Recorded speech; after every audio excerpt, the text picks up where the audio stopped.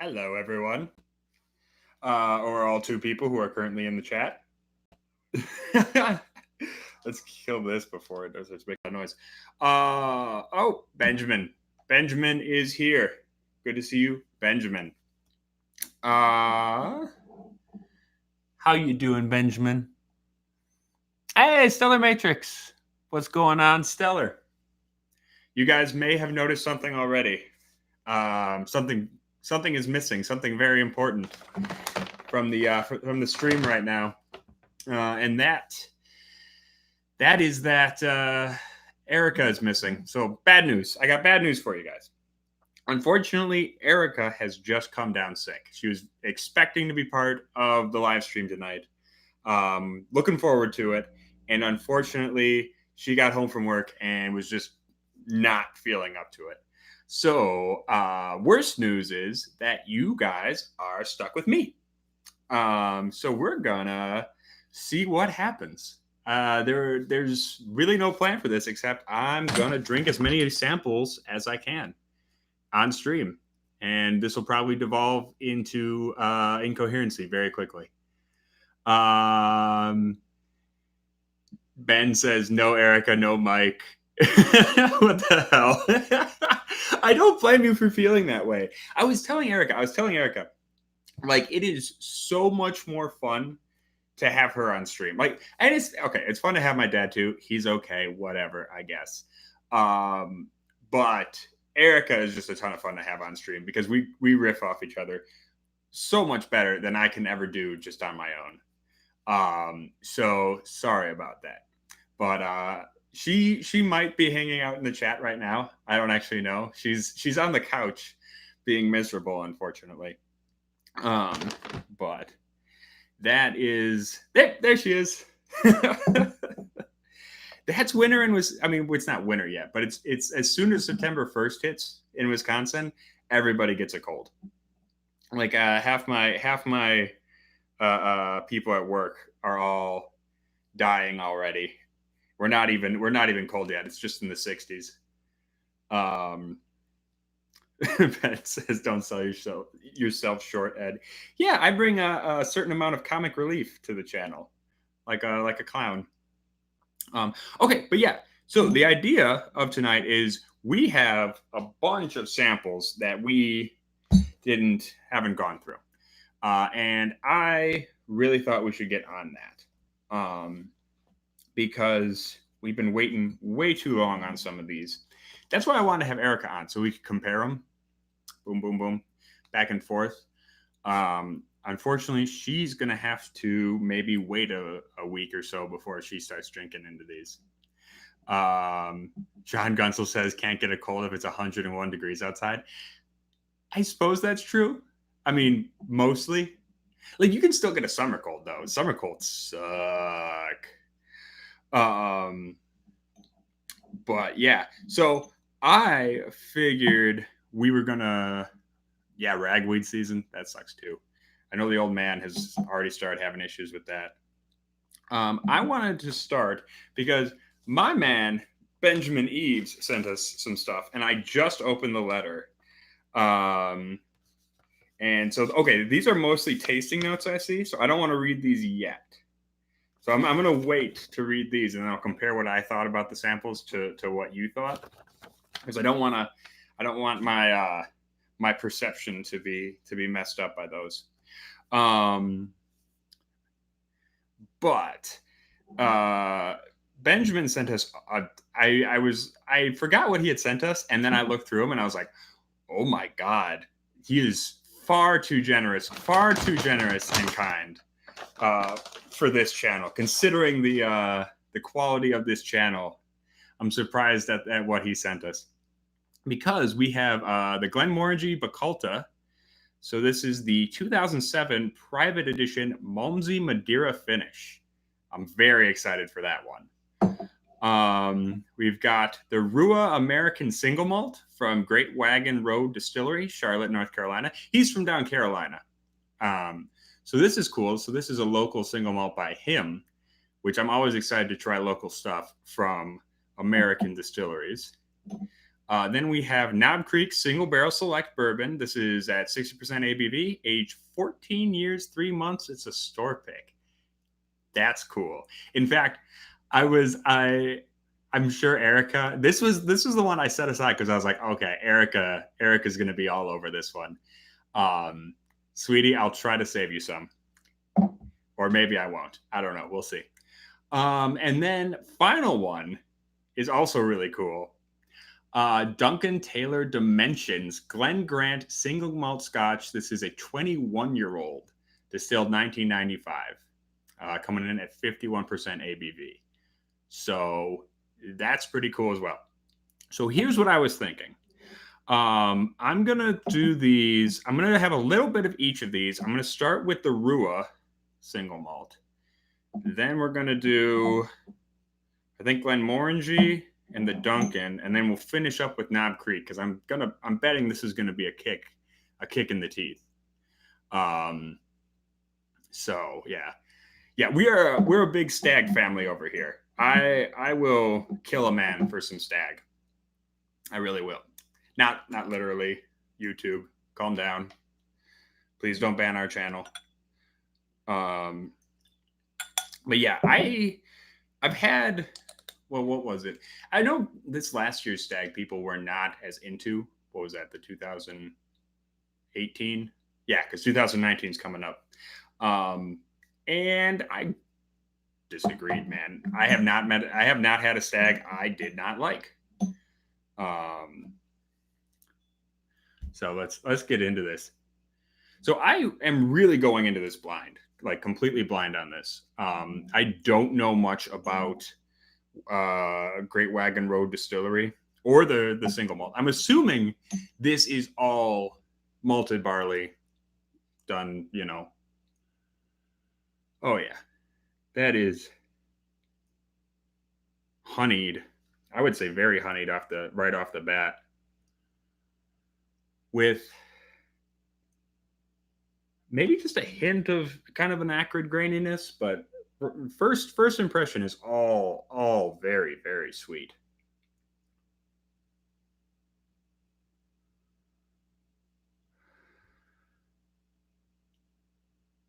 Cellar Matrix says, Casey, 14-year-old picks are amazing. Erica, he better save you more of that. I'll work on it.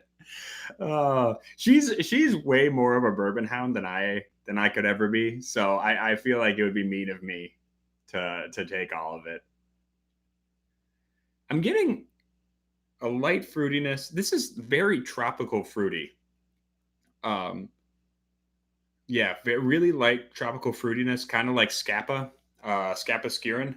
If you guys, I don't know if any of you have had that, but that's what it's reminding me of right off the bat. A very light. I don't know if this is bourbon casked or virgin oak casked, but I would guess one of those two, just based on light honey, not overwhelmingly vanilla, but more fruity, that tropical fruit. Benjamin Eves, I'm sure he already knows, so he can don't tell me. Obviously, don't tell me. You can tell me at the end if I'm totally wrong, of course. Yeah, just a hint of that, hint of something grassy, little hint of the vegetal grassiness, but not crazy. Pretty just standard sweet malty honey. Yeah.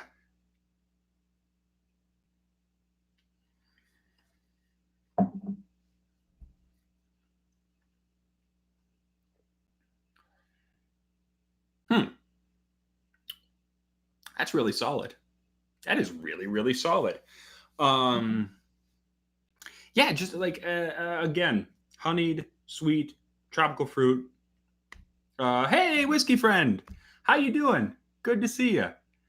Benjamin Eve says, "Yeah, I can read his notes. I'll read your notes for each one after I finish drinking it. Because this one has just a little bit of that dark, sugary toffee on the finish, which makes me think, not refill barrel, but bourbon barrel, not necessarily virgin oak.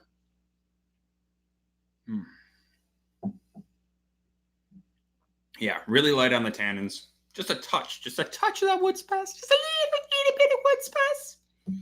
I like itty bitty wood too. I like big wood. I like itty bitty wood. You know, whatever. Um, yeah, I really like that.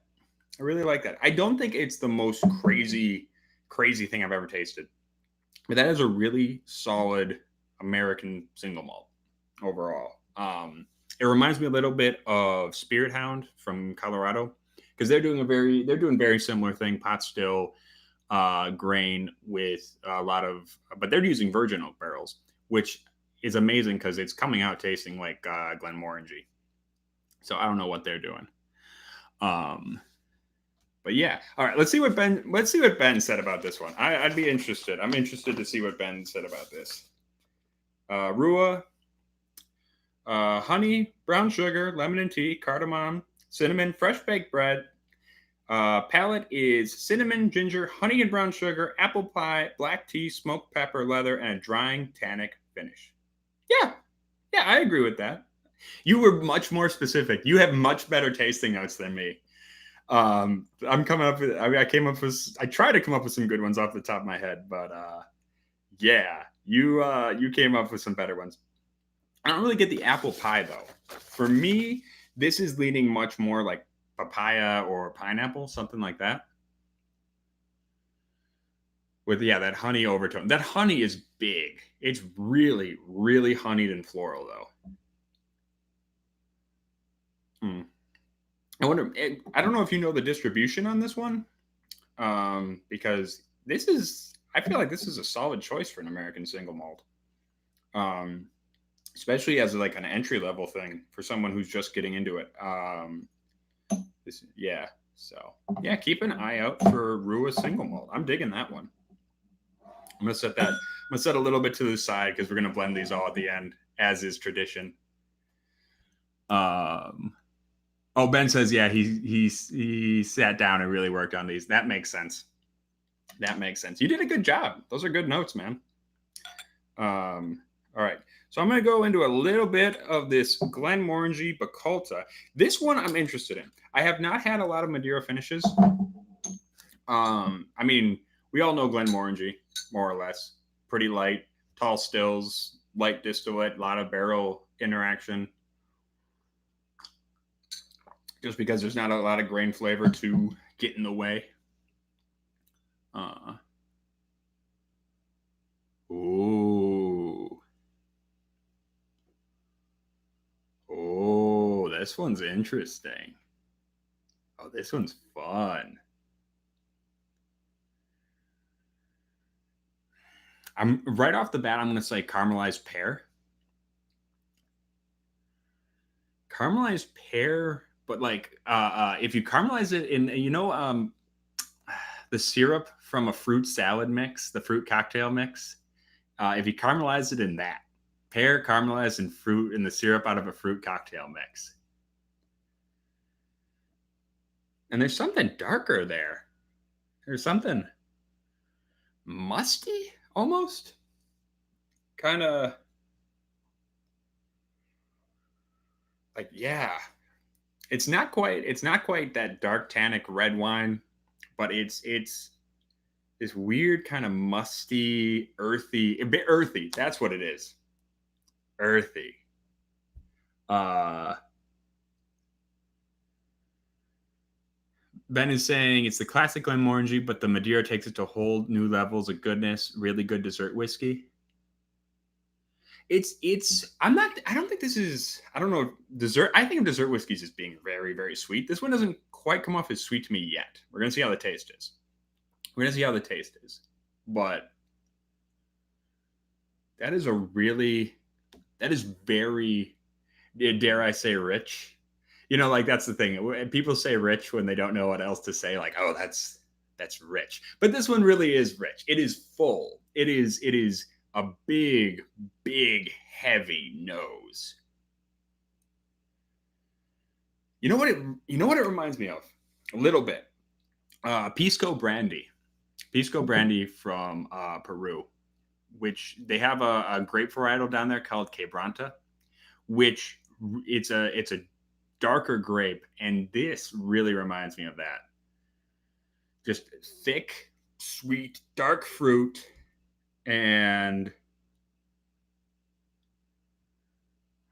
maybe, yeah, like a little vegetalness, like a mix of dark fruit and vegetalness, and they came together and they were punching each other a little bit, but then they were like, wait, we secretly love each other deeply, and now we'll embrace and make love here in my glass. Erica, this is what happens when you're not around to keep me in check. Just start saying weird crap. Um, Whoa, whiskey friends all the way in Manchester, and you're showing up for my stream? Aw, dude. That's nice of you. I wouldn't stay up late for my own stream.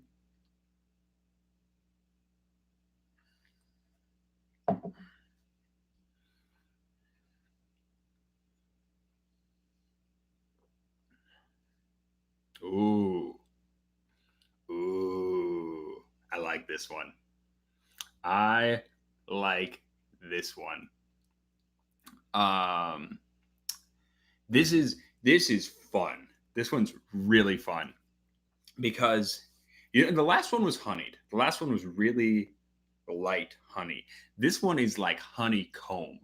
This is like doing it full bear style, just getting that big honeycomb bunch and just um that's what I'm getting off of this one, and it's pretty dang good. Um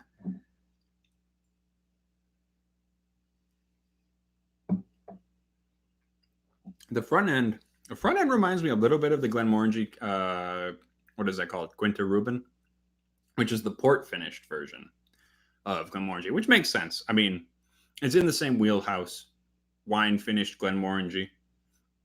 Um, but yeah, this one finishes totally, totally different. Um, yeah, whiskey friend, we're doing this more or less blind. I know kind of what to expect going in on some of these, um, because they're all sample bottles. So some of these are at least labeled. Some of them are less so once we get into these, but Ben was nice enough to actually put labels on them. So Ben sent us mostly, well, actually two scotches, one American single malt, and one Knob Creek. So yeah.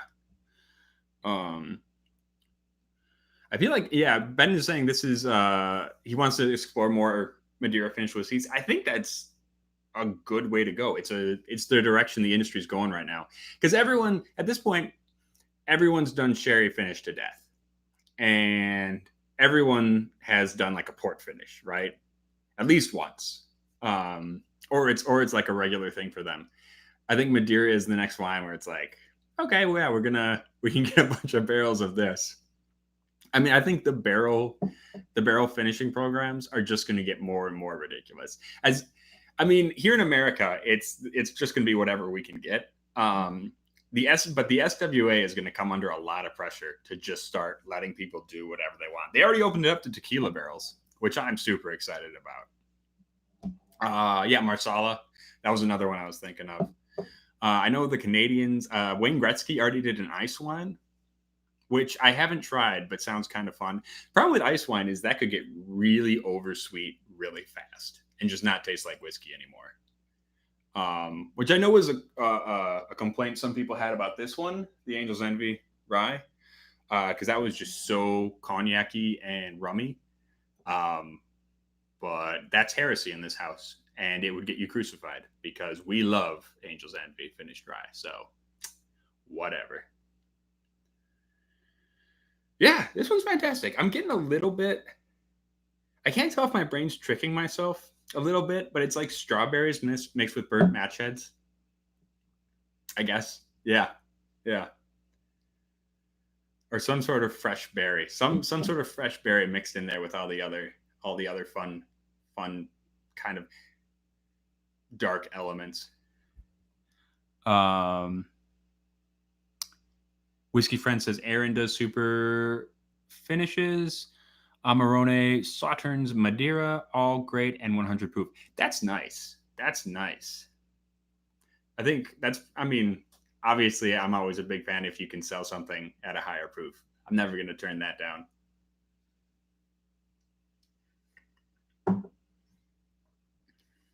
Yeah, there's a little spicy prickle in there. I'm trying to figure out what that is. It's not pepper. It's not dark enough to be pepper. It's a touch, just a touch of, and I don't know. I can't. Maybe you said it in your notes here.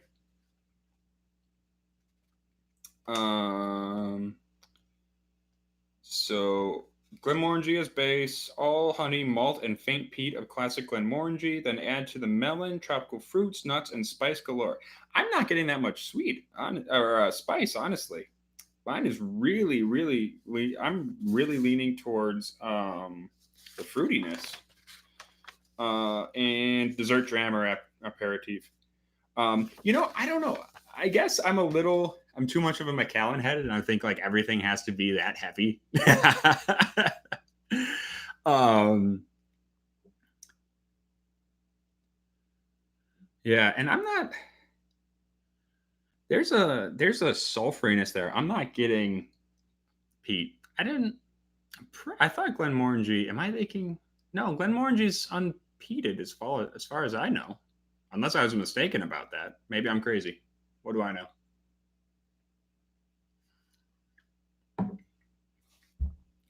Yeah, that one's fun. That one's fun. I enjoyed that one immensely.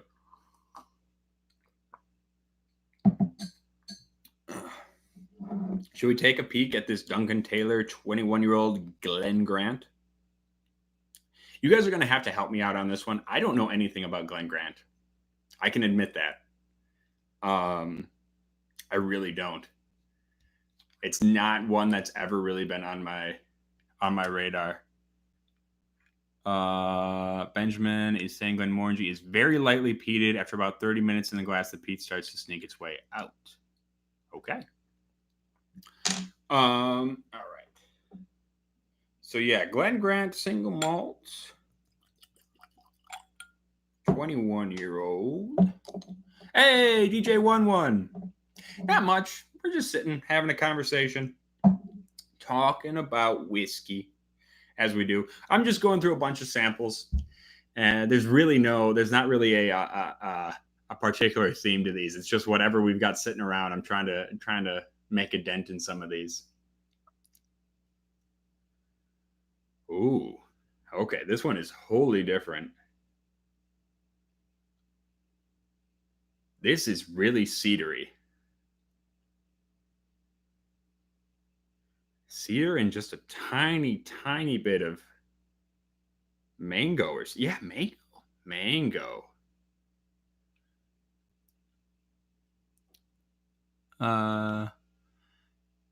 Whiskey Friend is on some bourbon now. Elijah Craig Barrel Proof and St. Cloud Batch 1. Neat. One's asking, has GOT made its reappearance by you? Yes, it has. Yeah, all the single malts pop back up. We did do the new blended ones recently. If you haven't seen that video, go check it out. Me and Erica did those. We did the Song of Ice and Song of Fire. Very disappointing. I mean, there's no other way to put it. There really wasn't anything going for them. They were just kind of bland. So, yeah. But yeah, the single malts are back in stock. As far as I know, I think all of them are. So that's fun. For anyone who didn't get to try them. There's some I wouldn't probably spend money on again. The Singleton was fine, but probably not all that worth it. And the Cardew was kind of forgettable. Yeah, okay. This one is coming off to me as super dry on the nose. Cedary, oaky, just a hint of fruitiness. And I swear to God, just a hint, just that little mango peak. This is, yeah, real dry. I'm gotta believe this has gotta be refill or bourbon because it's not sherried.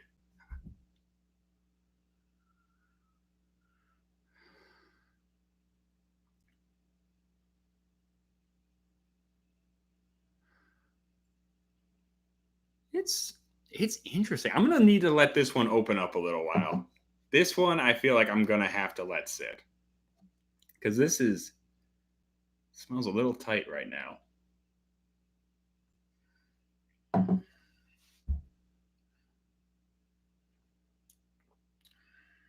Ooh.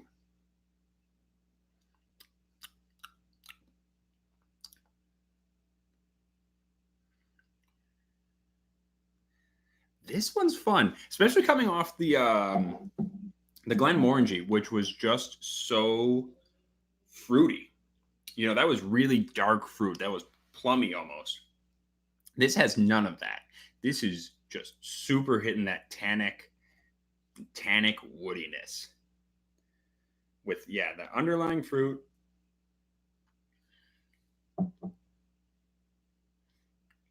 And mustard seed. I swear to God. It's like the finish is very drying and it tastes like mustard seed. Like mustard, like you embedded mustard seed in like pineapple, not even pineapple. Something like acidically fruity. You got that really acidic fruitiness. Yeah. I don't get mustard with a lot of things. And I'm not even talking like brown mustard. I'm not talking like that. This is just that poke, that little poke of mustard spiciness.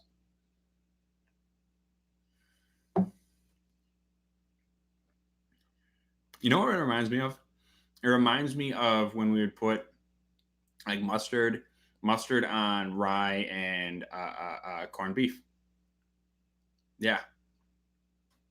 Yeah, whiskey friend. This is the Glen Grant. This is the Glen Grant 21-year-old.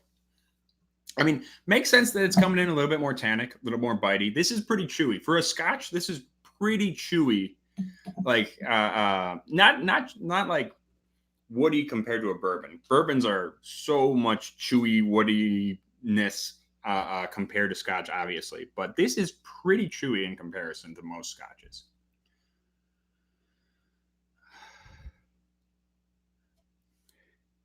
It's refreshing though.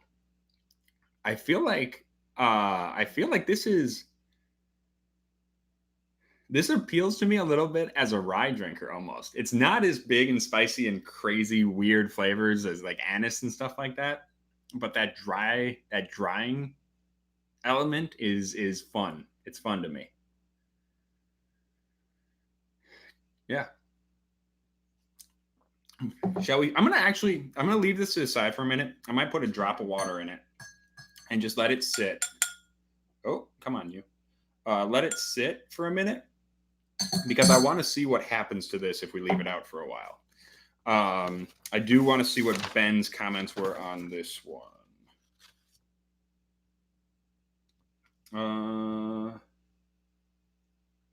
Oh, he doesn't really have notes for this one.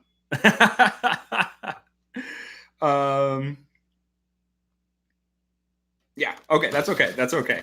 I would say that does it's interesting to me because some 21-year-olds are excessively woody. I think even if it's refill cask. I think I had that problem with Redbreast 21. But Whiskey Friend is saying great old distillery, one of the biggest producers of single malt. This 21 was Jim Murray's whiskey of the year last year. Neat. Well, that's cool. Yeah, Ben says he has the notes yet. That's fine, dude. You don't have to do notes for me. This is no, Ben, I demand you do all my work before my stream. Send me the notes and I'll just repeat them verbatim. Okay? I don't want to do any work for this. Oh. Ben. Yeah, this is very nice. Not bad. Not bad at all, honestly. I'm digging this one. I think it reminds me, it makes me think of, because there's a term my buddy from a whiskey club I'm in, he likes to talk about naked whiskey, like something that's been aged bourbon or refill as opposed to like sherry or one of the big finishes. And there's something really nice about just a whiskey that doesn't have those big fruity influences from a finish, or the big sweet finishes, or whatever, all the extra stuff. And I love those whiskeys, don't get me wrong. I mean, I drink Macallan like a freaking fish. But that said, this one, with it's malty, it's a little sweet, but it's just got a lot of wood to it. I'm big on it. I'm big on it. Is it the most exciting thing I've ever seen? Maybe not, but it's nice. It's a nice refresher from other stuff, I would say. Whiskey Friend, he also rated JW Red higher than Glendronach 18. There's no winning with that guy. There's just no winning with that guy. I'm pretty sure a lot of his stuff is just made like he's trying to make a political point, or like an activist point, just to try to get people to drink stuff. I don't know if it's always like he's actually, maybe, okay, I can't say that he actually doesn't think it's the best. Maybe he does. I don't know. But I'm curious sometimes about his motivations. Ben says he's got an affinity for naked Scotch, and just seeing what the malt and barrel and age bring. Glenlivet Naduro 16 is a favorite of mine for that point.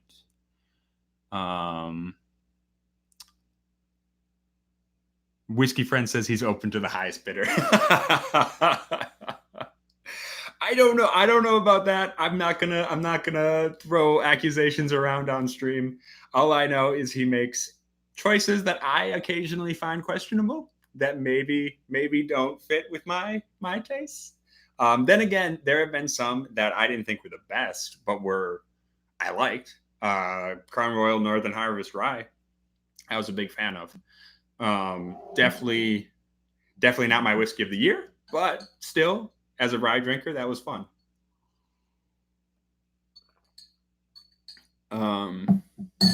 Ben says he hates the sulfur notes. Oh, I love sulfur. Like, I don't know about you guys, I'm a big fan of sulfur. I really am. And that's me and Erica get way into sulfury stuff. I mean, she's into anything that smells like smoke, whether that's match head smoke or peat wise. But bourbon buddies, how you doing? Good to see you guys. Questionable leads to more questions. I'm not sure. Maybe that was about Jim Murray. That might be it. Whiskey Friend saying he never finds sulfur. Oh man, sulfur. Once I found sulfur in sherry finished products, I never stopped finding it. You know, as soon as I recognized sulfur, like I can't remember what the first thing I ever had that I was like, okay, that's sulfury, was Glenmorangie Lasanta. Yeah, Glenmorangie Lasanta. And I was like, okay, there it is. And now I know what I'm looking for.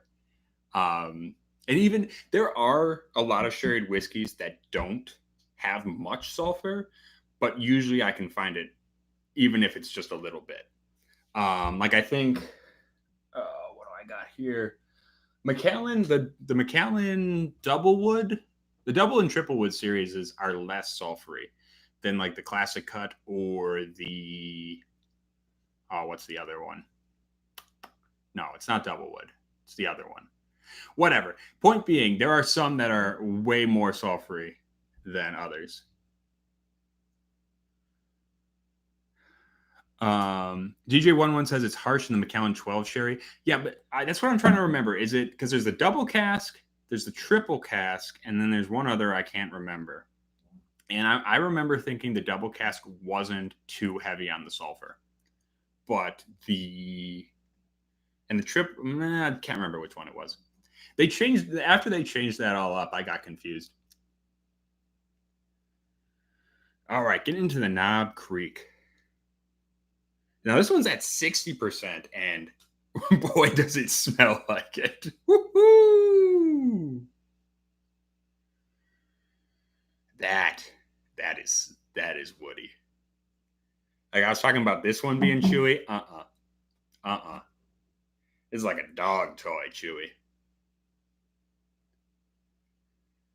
That's like reminds me of custard.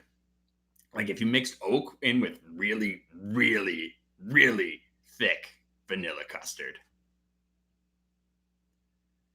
One was saying regular sherry cask is more sulfury, not so much in double cask. Okay, yeah, that makes sense. I find the double cask for me is much lighter, and then the triple cask is the lightest of all of them. Like they're still all super sherried. Don't get me wrong, but woo, doing a little Charlotte Flair up in here. Woo, yeah, yeah. That is custard, wood, spice. I'm leaning like a vinegar barbecue sauce.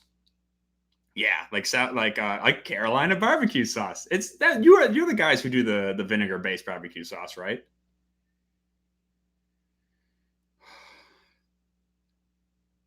And just a touch of brown sugar, just a little bit of brown sugar. Erica, if you're watching, I think you're gonna like this one. All right, let's get a sip. Hey,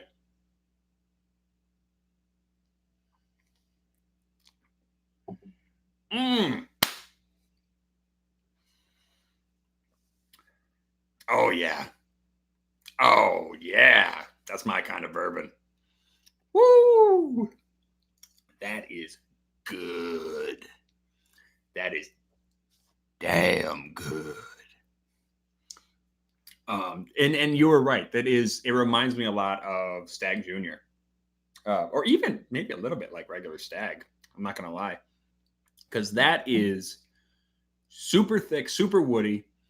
A little bit of cherry, a little bit of cherry, but not too big on that, and just really huge, voluminous vanilla, and almost cloves.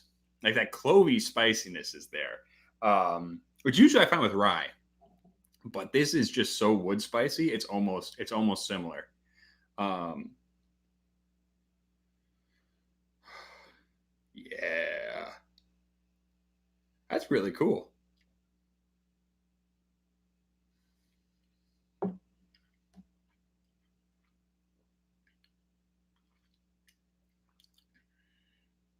See now, usually I'm not that big a fan of like vinegar based barbecue sauces. Um, but this one works really well, melding with that dark wood sugar, that really spiciness. Um, and oh man, that finish just stays with you. It's like what is that? Vanilla frosting over like devil food cake, but you shoved a bunch of oak boards in it. Like you just crunch, crunch. Just a big oak 2x4 mashed into your devil food cake. Um, Ben says he put a video in the tribe comparing it to the Stag Junior, and Stag had a slight bit of more depth, but it was really close. I would believe it. This tastes really similar. As it's opening up, the nose is. I feel like I'm getting used to the oakiness. That's the thing. I'm getting used to the oakiness, and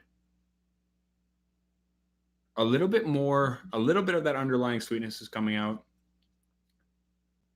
I'm thinking almost Erica's gonna hate me for this because I always smell banana. But I swear to God, I get banana with a lot of bourbons. Now this isn't an underaged Tennessee whiskey though, so I might be imagining it, but just a hint, just a hint. But yeah, that custard, you know what it reminds me of? Christmas almost, because it's like vanilla custard or creme brulee, but like with a mint garnish, like a little candied mint in there. So I'm a big fan. Oh hey, new dram drinker, how you doing there? Good to see you. I saw you just subscribed to the channel today, so thank you for that. That's awesome. I went ahead and subscribed over to you. So if anyone hasn't subscribed over there, make sure you go ahead and do that.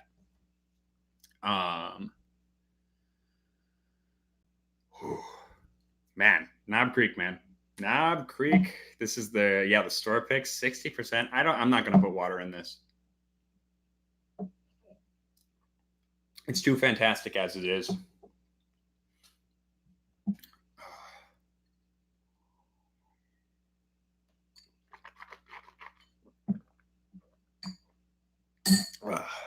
It's nice to see folks from the UK stopping by. Okay, so coming off a big flavor like that, I was kind of thinking I was going to go back to the Glen Grant after the KC. I think that's a bad idea. I don't think I'm going to taste anything. Hey, Mike Lizak is here. Good to see you, buddy. Yes, I have been drinking decent whiskey. I figure I'll finish off with something bad just because that's tradition. But for the time being, yes, we're drinking decent whiskey.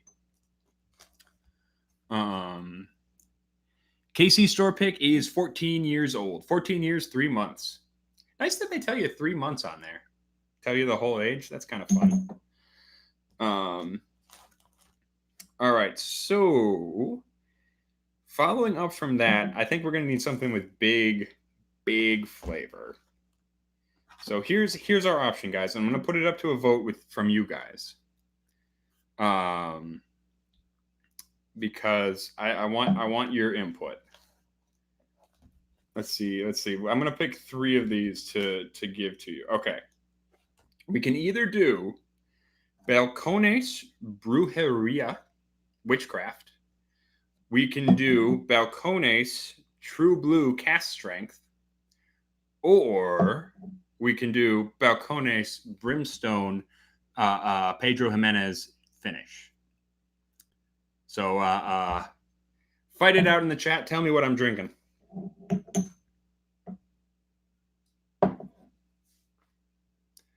Benjamin, that's not helpful.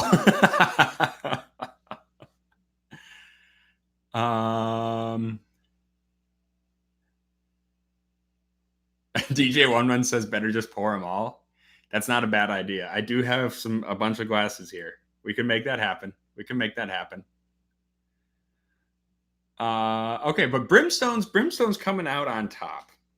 Well, I'll tell you what. Yeah, and someone said I should probably do the Brimstone last. That is a good point. So how about this? I'll pour a little bit of all 3, because my word means nothing, and I change the rules as I go. And we'll see what we like. So I'll start with the Brujeria. Let's see what's going on with this one. Unfortunately, I looked up what the Brujeria was, and then I lost my notes. So we're going into this pretty much blind, which is okay. That's not a big deal. Mike Lizik says True Blue, then Balahora Galladay, then Brimstone. Yeah, that makes sense. Yeah, so these were all gifts from the Galladays, if you couldn't figure it out already. Which we were totally going to have Josh on for a whiskey stream a while back. We were going to do Texas whiskey stream, and then I think somebody got sick or somebody had to work or some nonsense, and unfortunately the whole thing got canceled.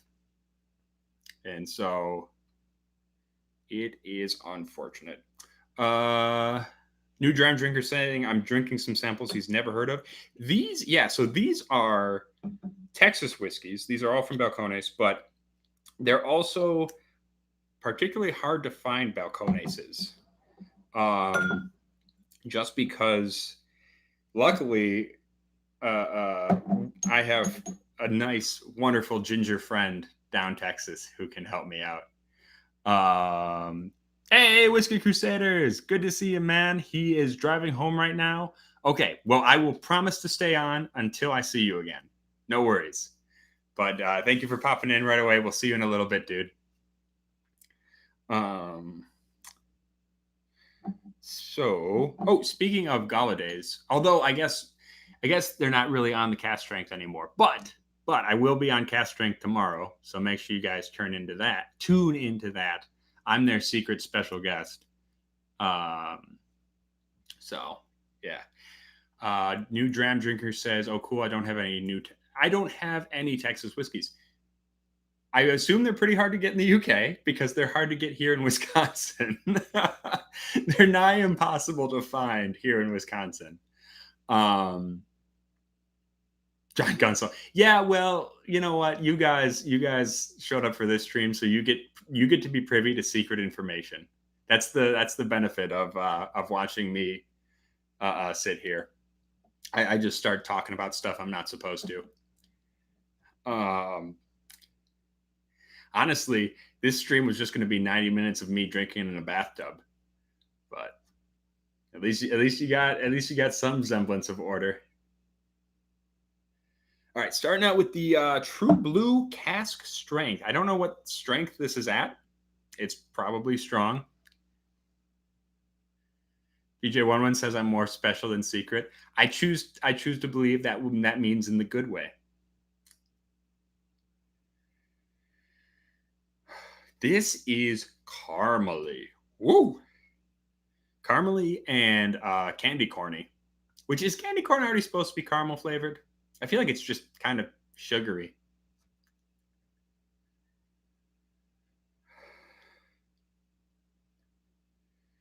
Yeah, that is super sweet. And I'm wondering if maybe that's mostly just because I'm coming off the Knob Creek, which is so super tannic.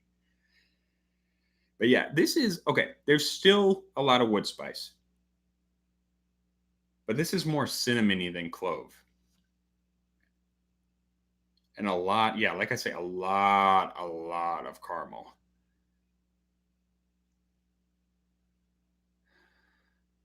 Whiskey Friend says he's gotten a lot of Texas whiskey. That's nice. That's awesome. Ben, we are on the True Blue. This is True Blue Cask Strength. A lot of sweet, yeah, like I said, a lot of sweetness there. A lot of sweetness. I'm going to get a sip and then come back to the nose, see if that helps me a little bit.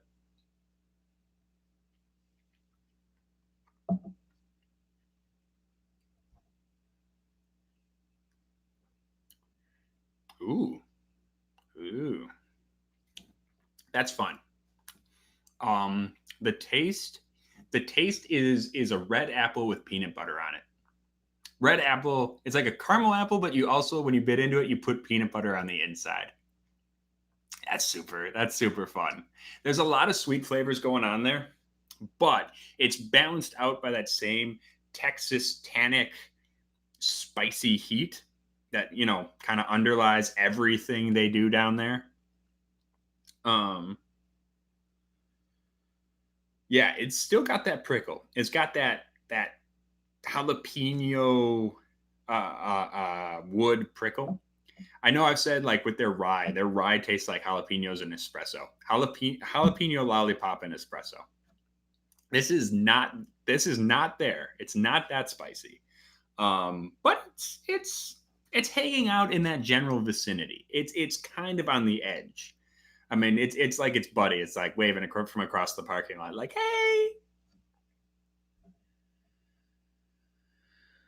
John Gunsel is saying True Blue is coming in at 117 proof. That makes sense. I'm getting a similar kind of cedar woodiness on this as I did on the Knob Creek. But on the Knob Creek, it was much stronger. This can't be this. There's no way this is 14 years old. Obviously, I mean, it's just not possible. DJ11 says, "What would you suggest for a first buy Texas whiskey?" Harbinger, or Harbinger XC. Whichever way you can go, those are awesome. And Ben just said he just agreed with me on the Harbinger. Yeah, Harbinger is fantastic. I'm a big fan of that. If you can find Balcones rye, obviously, get that. I think that's my favorite Texas whiskey so far. Well, I mean, Harbinger is a close second. And I can't remember. Harbinger XC is the proofed down one. Harbinger is the stronger one. One says not a rye guy. Okay, here's the thing though. Here's the thing. Even if you don't like rye, try Balcones rye, because there's a ton of people out there who hate rye, who absolutely despise rye, and still like Balcones rye. Because it's so different. It's so different from anything else. It's a whole different kind of spice. Like, it's still spicy and it's still dry and tannic, which I dig, but it's still way different. There's no pickle, there's no anise, there's none of that stuff. Um, it's really, like I'm telling you, like, it's a Mexican jalapeno pop dunked in espresso and chocolate, and it's weird and it's fantastic, and I love it. So yeah, that's an excellent option. Otherwise, I'm trying to think of what else. Iron Root Icarus. I might have some of that in here. I don't know. That's a pretty limited one. So I don't know if you can actually find that out in the world. You might be able to, but yeah, Iron Root's making some good stuff. Oh, if you're into Whiskey Friend says Jason from the Mash and Drum sent me a sample of the Harbinger. Yet to try it. Looking forward. Yes, good call. Yeah. It's a fun one. It's a lot of fun. There's the telltale Texas signs of the usual punchy woodiness. But they're doing some cool things where they're trying to extend the aging process and get some more complexity out of it, which I really appreciate. It's very much influenced by like French brandy making. I'm pretty sure, I don't know if they're using an alembic or not, but they're doing a lot of that stuff. Trying to think what else. Because I got a couple in here. Who was I just thinking of that's fun? Because somebody, I think Andalusia's doing a couple cool single malts. They're doing, what was the one? What's their Irish style one? They're doing an Irish style single malt, which I thought was pretty fantastic. And now I'm completely blanking on it. Sorry about that. But yeah. Stellar knows what she's talking about. Stellar loves the rye. She's all over that. Yeah, it's good stuff. It's fantastic stuff. All right. Let's talk about Brujeria real quick.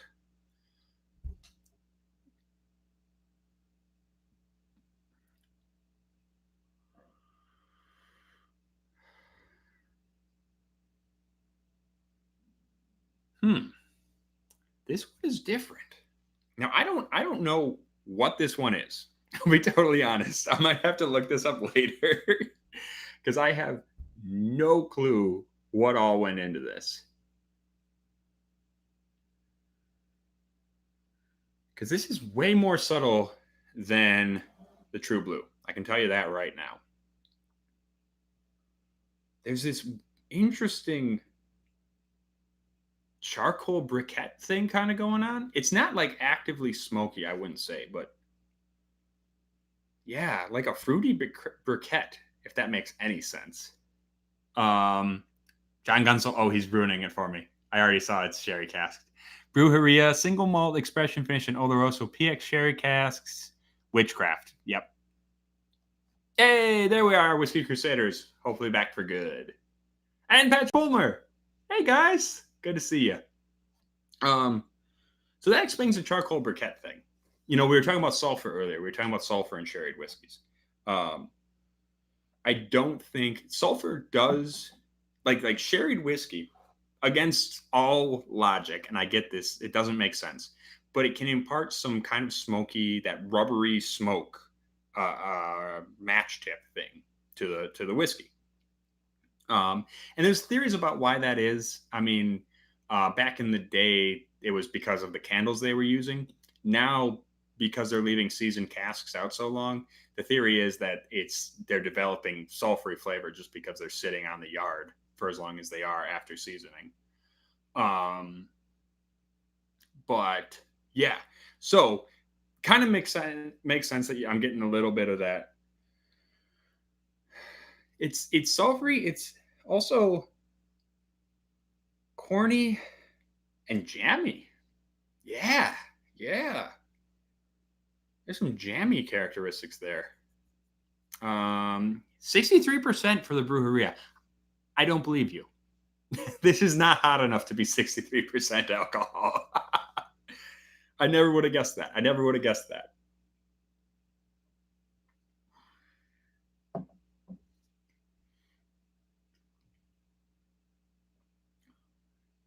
Ooh. That's nice. That's really nice. A lot of nuttiness on the back end. The front end is all sweet, grapey niceness. Back end is all nuttiness. Sesame crackers, like black sesame crackers, is what I would say. And that middle is just a nice mix of, I don't know, that smokiness with a little bit of fruit. Whiskey friend, got to go. It's getting late, almost 3 a.m. here. Yeah, no, totally understandable. Thank you so much for stopping by. It's awesome of you to, take the time out of your night just to show up for my little show. So awesome. But yeah, this is cool. You know what it is? Burnt popcorn. That's what it is. It's not match head. It's burnt popcorn. Yeah. Yeah.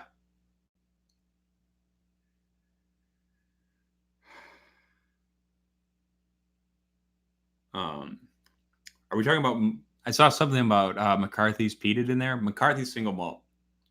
That is one of my favorites, but my dad's absolute favorite. He buys just cases of that stuff. We really need to get him on a live stream soon. For newcomers, if you're wondering, Eric is sick, so that's why you're stuck with my ugly face.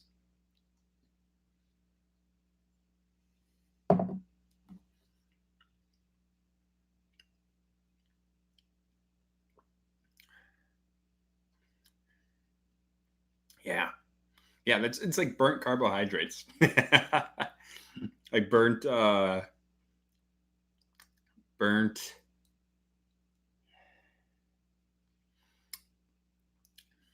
little bit of burnt popcorn, but then just smothered in grape jelly. Yeah, that's cool. That's cool. It's weird.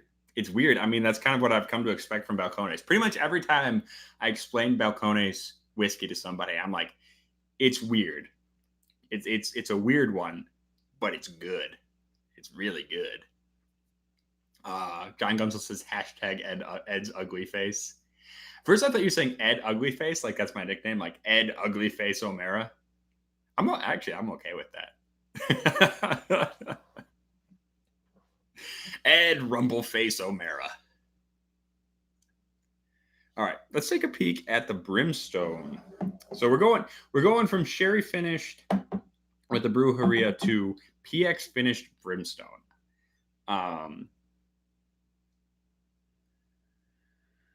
Yep, that smells like brimstone. I mean, there's no missing that.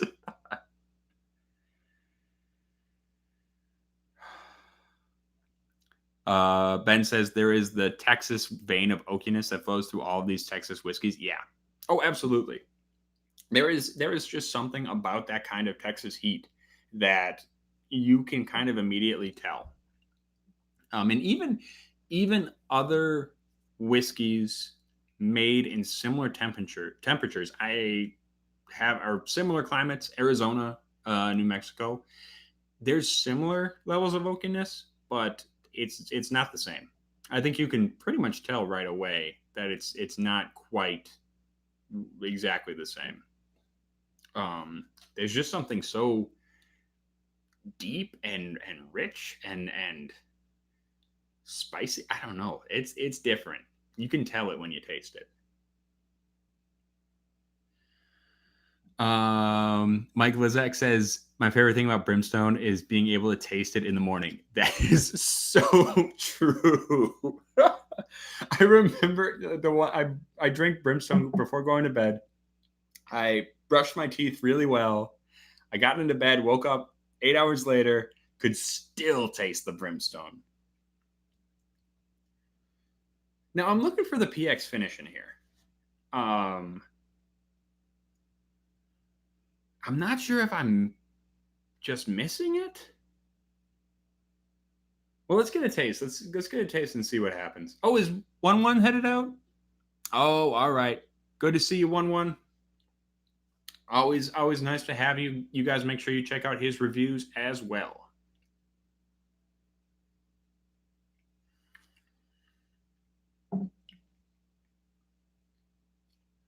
Okay. I will say the taste is a little fruitier. There's a little bit of fruit mixed in with all that dark espresso. You know what? Tell you what. I think I might. Do I have just? Yeah. All right. I do have just a touch of regular brimstone left. Let's do a side by side real quick because it's just already so scrub oak smoky strong. That I'm not sure that I'm finding the PX. Let's find out. Also, let's see about the. Yeah, this one might be slightly more red, but. Okay, yeah, now I smell it. Now I smell it. This one is so much more. The regular brimstone is way more just straight up woody, kind of almost sour burned wood. It's a different thing for sure. Because now that I'm coming back to the PX cask, yeah, now I can smell that nuttiness. Just on its own, I was having a hard time. It's just so freaking heavy, scrub oak, smoked, strong, big, boom, boom, boom. But yeah, now I'm getting it. Mike Lizick says spilled marmalade inside the smoker. That's a good call. Yeah, like burned jelly. Or burned jam. You could actually I could see this like burned jelly in the UK sense, like burned gelatin.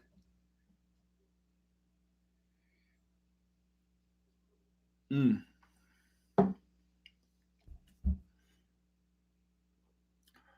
Oh yeah. Oh yeah. That adds a whole new layer. It's still not sweet. It's still not sweet, obviously, but it's adding a new layer of a nice oily kind of feel to the whole thing. Very I don't know. It's hard to quantify because it's not grapey. I think it's just mostly nutty, like a very sweet nut mix.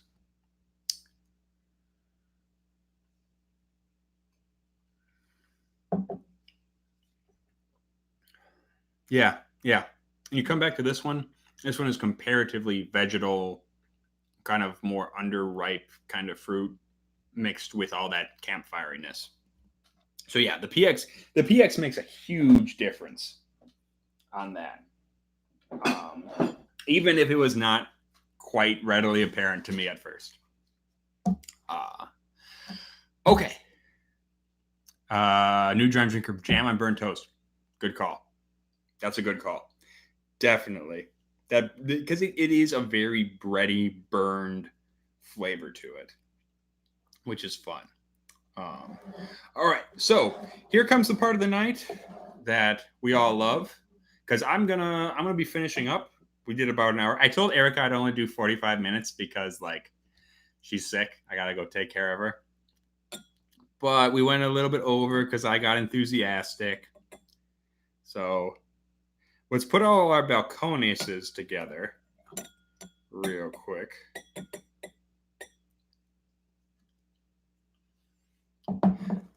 Ben is saying, "Who's taking care of who after all this whiskey?" Man, this is Wisconsin. You have to give me twice as much to get me going, man. We have an unhealthy amount of drinking.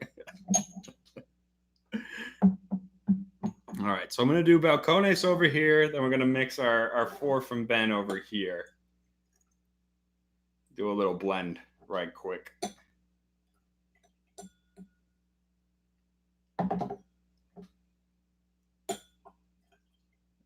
There we are. And yes, I will make Erica Balcones toddy. Yeah, for sure. And of course, John Gunsel just yells, Balcones! Except that joke doesn't work anymore because he's not into his Balcones as he was. I think that's just the rallying cry for Balcones in general, though. Now, wow. Okay, actually, on the Balcones blend, the True Blue took over quite a bit more than I thought it would. That is really caramely. That is really caramely. Like, okay, Brimstone's already caramely, but it's smoky and caramely. This is way more caramel forward, which is kind of fun. Let's get it. Oh, and actually, I should sniff this one and drink this one first because that one's just going to ruin my palate. I already know. Oh, but this one, I think this one's the one I want because this one is nice. This one is like Fig Newton. You know, Fig Newtons. Everybody knows Fig Newtons, of course. Fig Newtons and lemon bars. Like if you put a little bit of lemon in a Fig Newton, that's freaking cool. I don't know where that came from, but it did. Oh,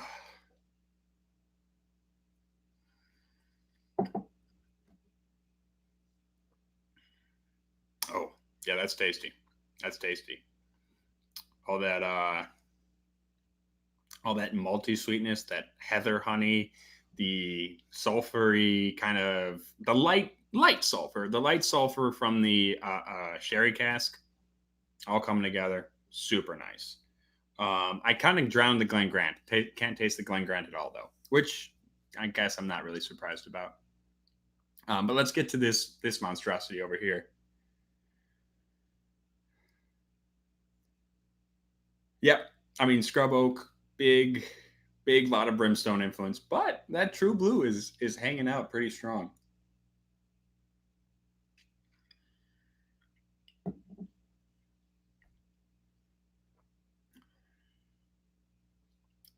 Ooh, that's spicy. That's spicy. But still got a little bit of plum. That sherry isn't completely dead in there. I mean, it's faded to the background, but it's hanging out. It's hanging out. So, I mean, let's face it. You take a bunch of good whiskey and you mix it together, you're probably going to make a couple of good whiskeys. You know what I mean? Like, it's not exactly magic there. Actually, then one of the ideas I have for our next show, actually 2 ideas. One, since everyone's doing 10 whiskeys to try before you die, I want to do 10 whiskeys that will make you die. And 2, I want to do, you know how people do poor man's blends? I want to take expensive whiskeys and see if I can make them shite. So we'll see how that goes. But yeah, so I'm going to call it a night. Thank you guys for tuning in. This was not exactly as good of a stream as I was hoping it to be. I was hoping we'd have Erica here. We'd have a little more interaction. Say la vie. Hopefully she'll be around for the next episode. But Erica and my old man will be in the videos for the rest of the week. We got Wednesday, Friday, and our new series coming out on Thursday. So make sure to tune into that. That's going to be a short little video. So, but until next time, I'm going to finish out with the Balcones because that's all in there. That's all I can taste now. I think that's all I'm going to be able to taste for the rest of my life. But until next time, thank you guys so much for tuning in. Big thank you to Ben for contributing these fantastic whiskeys. Not a bad one in the bunch. The Rua single malt is one to look out for if you can find it. I don't know what the distribution is. And big thank you to the Gallaudets. They're probably not watching or won't watch, but that's okay. Big thank you. And until next time, stay rotten.